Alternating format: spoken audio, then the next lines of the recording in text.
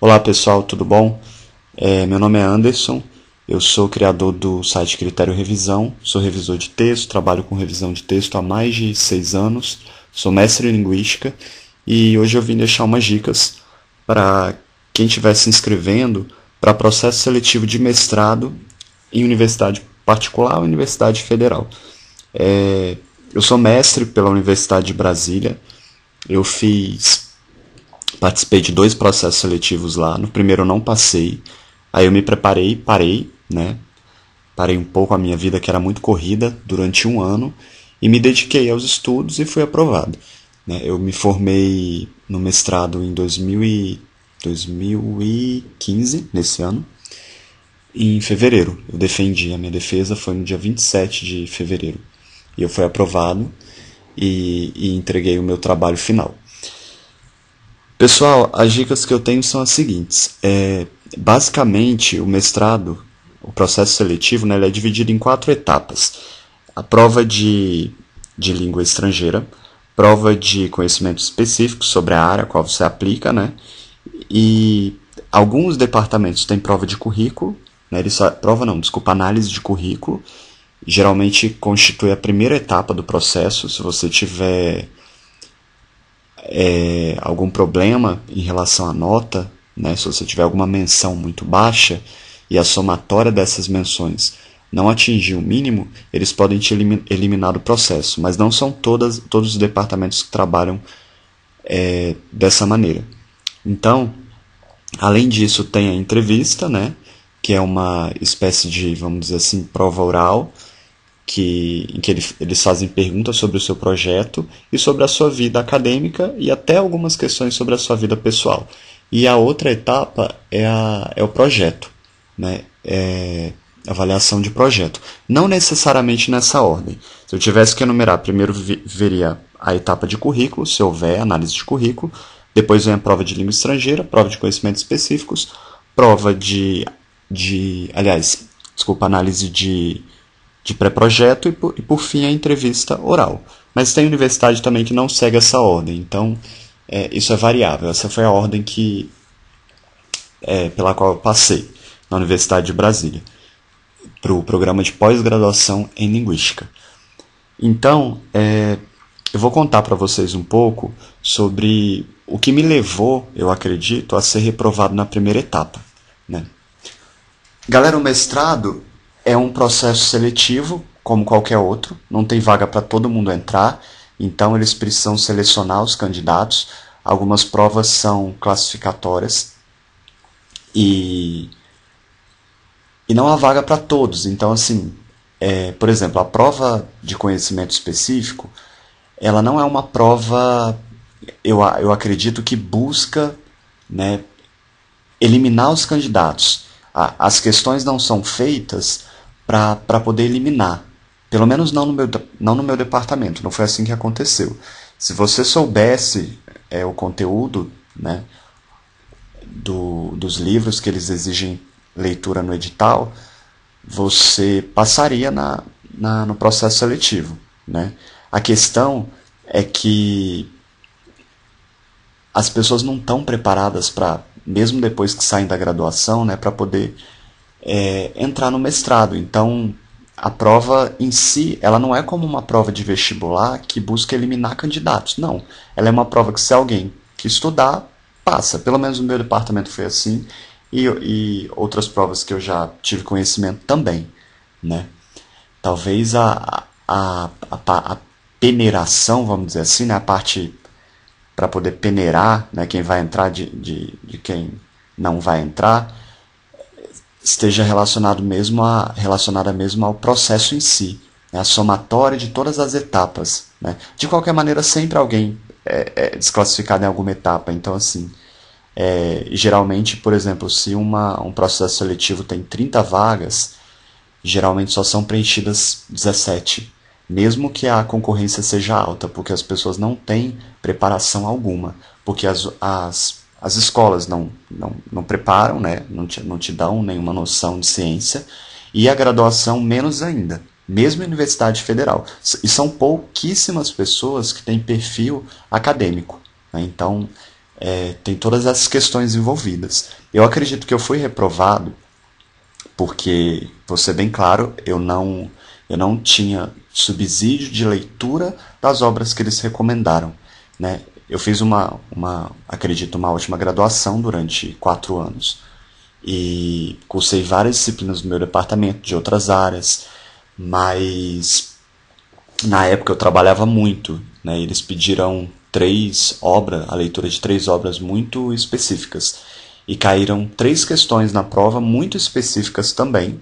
Não eram questões genéricas, eram questões que praticamente quem lê o livro, assim, quem lê o mesmo livro, né, conseguiria responder.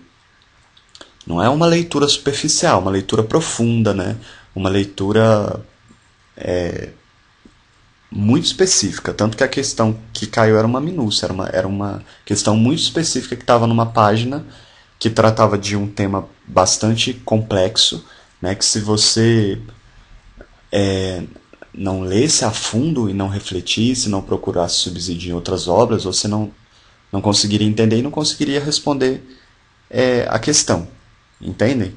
Então eu acredito que o problema foi esse, foi falta de dedicação para ler as obras, não só para ler, para tentar entender, para refletir sobre elas, para resumir essas obras. Esse foi o problema. E eu trabalhava muito, então eu não tive como fazer uma leitura tão profunda. Eu reprovei na etapa da prova de conhecimentos específicos, aí eu parei, né, eu tinha 3 empregos na época, e me dediquei durante 1 ano, né, para ser aprovado no processo seletivo seguinte, do ano seguinte. Eu me lembro que eu parei as minhas férias, eu estudei muito nas férias, eu li todas as obras mais de uma vez, eu fiz vários resumos, e todo dia eu lia algum desses resumos para fixar o conteúdo da minha cabeça, porque eu tinha problema de memorizar as ideias. Eu até internalizava algumas, mas como elas eram muito complexas e elaboradas, eu esquecia facilmente. Então eu fiquei nesse processo repetindo, né, conteúdo, para mim mesmo, relendo e lendo outros autores que explicavam aquelas obras, porque as obras elas não eram fáceis de ser lidas, né? Eram autores muito complexos, com uma linguagem bem acadêmica, vamos dizer assim, né? Não era uma linguagem muito acessível, e eu tive que ler outros autores, eu tive que ler várias outras teorias para entender a ideia daquele autor, porque ele citava várias outras teorias, correntes, escolas. E se eu não tivesse feito isso, eu não teria entendido a obra por inteiro, né? Porque não é questão de você entender só o que está escrito ali, né? Um texto dialoga com outros textos, a questão da intertextualidade. Então, se você não tiver subsídio, por exemplo, de outras escolas, de outras teorias, você não vai entender. Então, quando você estiver lendo a obra e não entender o que significa determinada corrente ou determinada escola, pesquisa e volta à leitura. Porque se você fizer essa leitura pulando, você vai ter lacunas aí em relação ao que você absorveu da leitura e não vai fazer uma boa prova.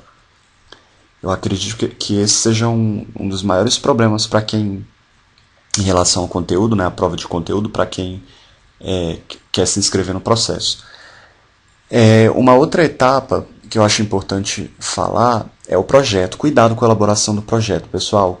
O projeto ele precisa seguir as normas do programa, né? Geralmente o edital de seleção do mestrado apresenta essas normas e é preciso seguir uma lógica acadêmica para organizar esse pré-projeto. Eu tenho um texto escrito no meu site sobre como elaborar projetos. E eu vou fazer um áudio também sobre isso. Então, vocês podem pesquisar aí no meu site, no guia de busca, que eu tenho mais informações sobre isso. Por aqui o vídeo eu só vou explicar mesmo como passar. Dicas de como ser aprovado em um processo seletivo de mestrado.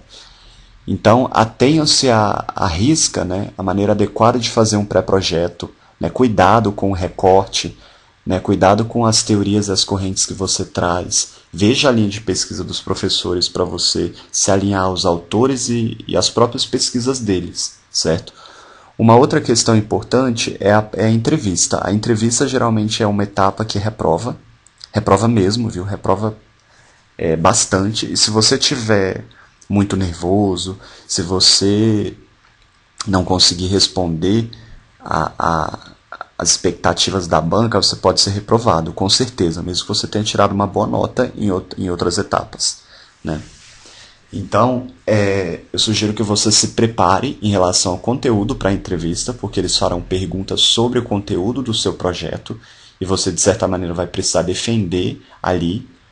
Eles fazem isso para saber se você não mandou fazer o trabalho e se você tem conhecimento sobre pesquisa, né, sobre pesquisa qualitativa, quantitativa, se você conhece, tem noção, vamos dizer assim, superficial das ideias dos autores. Falo superficial porque a entrevista não tem uma longa duração, então eles não podem aprofundar tanto em determinados temas. Então é uma visão, acredito, mais genérica. Mas pode vir uma outra pergunta muito específica, né? A questão é que você precisa estar preparado para responder qualquer questionamento da banca sobre o conteúdo. E, além disso, cuidado com questionamentos sobre dedicação para pesquisa. Se você é funcionário público, por exemplo, eles podem questionar sobre a sua produtividade, né? Ou se você trabalha, se você tem um emprego, sobre a sua dedicação para com o mestrado. Então, jamais diga numa entrevista que você tem intenção de fazer mestrado para ganhar mais porque o salário está pouco e a vida está difícil. Não fala isso, porque você vai ser reprovado, com certeza. Você tem que dizer que o mestrado é uma oportunidade para você refletir, né, para você crescer também, você pode dizer isso, acredito, e que você tem interesse em ser pesquisador, que você tem interesse e curiosidade, né, para desenvolver pesquisa, e que se você tiver já desenvolvido pesquisa na graduação, é interessante você mencionar que você já desenvolveu, né, e mostrar para a banca mesmo que você tem interesse e perfil de pesquisador, né? Sempre lembrando das palavrinhas mágicas, curioso, senso investigativo, fala também da sua carga de leitura, dos interesses que você tiver em determinada área, né? E é basicamente isso. Eu acredito que cuidado com a maneira que você gesticula, com a maneira que você se porta diante da banca. Muito cuidado, muito respeito com eles, né? Isso também é extremamente importante. Seja cauteloso.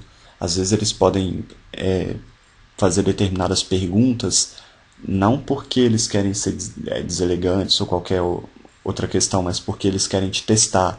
Então tenha muito cuidado nesse sentido, né? E lembre-se de que alguns professores de universidades, eles têm um ego muito elevado. Então cuidado com o que você vai dizer para essas pessoas, porque isso pode, com certeza, ferir o ego. Cuidado com a maneira até que você olha para eles, porque isso pode fazer toda a diferença no processo seletivo. Muito sucesso para todos. Se alguém tiver alguma dúvida, deixe algum questionamento no meu blog, eu respondo com certeza. Na verdade, eu tenho vários questionamentos lá já respondidos de outros leitores que estavam buscando, né, participar de processo seletivo. Acredito que mais de 100 comentários. Mas deixe seu comentário lá, qualquer dúvida, tá bom? E eu estou à disposição aí. Um abraço para todos e muito sucesso. Tchau.